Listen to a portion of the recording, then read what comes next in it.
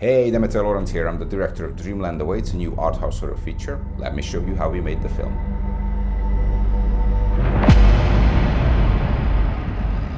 One of the most challenging and difficult to make practical effects that we had on set was the monster suit, and we have never done anything like that before.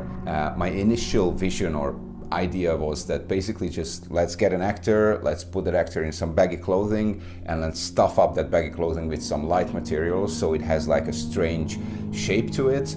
And basically what I wanted to do is use it as a silhouette, so get some lights behind the actor and not really light any of the surfaces up, just use it as an outline, as a silhouette of the monster, and basically leave the rest to the imagination. And sometimes it can be even scarier than if you show the whole thing. Gábor, our producer, who had some experience with creating miniatures and stuff like that, he was like, let me try something out. Let me see if it works. And first, of course, he didn't start with the full bodysuit. He started with the hand, because I was like, yeah, that would be cool to have like a monster hand which can reach through holes, or we can grab the actor with it. And I was like, yeah, let's try it out. So he got a glove and he started to build upon that glove. He started to add materials, different kind of things to it, silicone and stuff like that. He created some veins on it, he painted it, and slowly it became something really, really interesting, something really cool, and it was very flexible, very easy to use.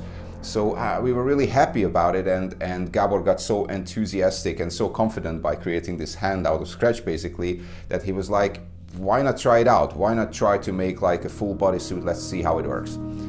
What I wanted for sure, it was the eyes to be glowing, so he had to implement some kind of light. So he got like a fake skull. He carved out a few holes in it, and he managed to like install these lights into this head. And the reason for this, I knew already that we're going to use a lot of smoke when making this film. So I knew that it's going to look interesting, that we have these two beaming red eyes coming out, and it's just like the volumetric lights, the light beams are going to be shining. So it's going to give an interesting look to the whole monster thing.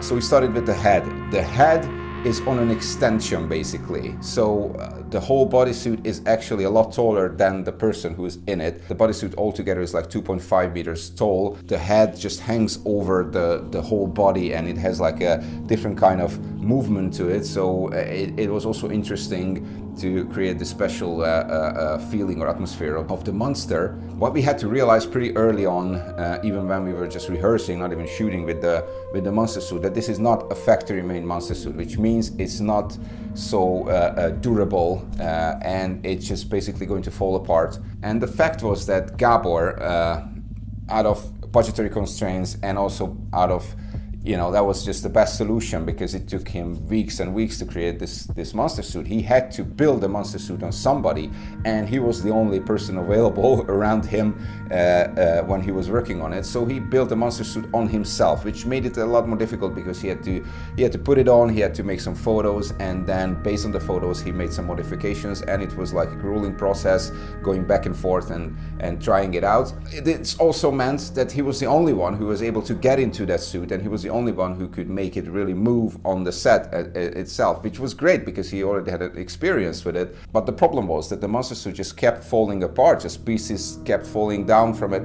And basically, if he was the one who created it, but he was himself in the monster suit, he wasn't able to really fix the monster suit while shooting in the monster suit. So we basically had to go around and try to glue back the parts that fell off during shooting.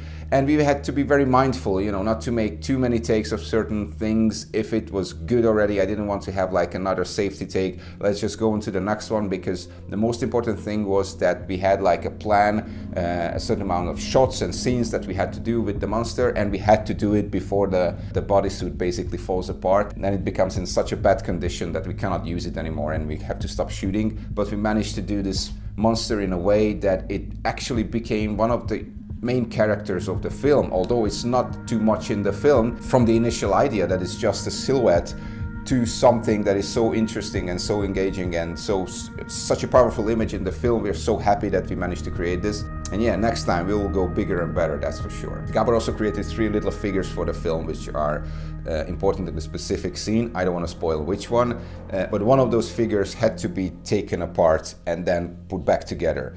Gábor basically, he bought some fake skeletons in like a Halloween shop or something like that and started to build upon those things. He started to add silicone and different kind of materials, painted them, but one of those had to be taken apart. So he implemented little magnets into the limbs and head of this little figure so it can actually be snapped back into place, and it's pretty easy to pull apart and pull back again. I think they look really, really creepy, and it was a very cool effect. The nightmare doesn't end here. If you want to know more, follow us, watch the trailer, and stay tuned for Dreamland Awaits.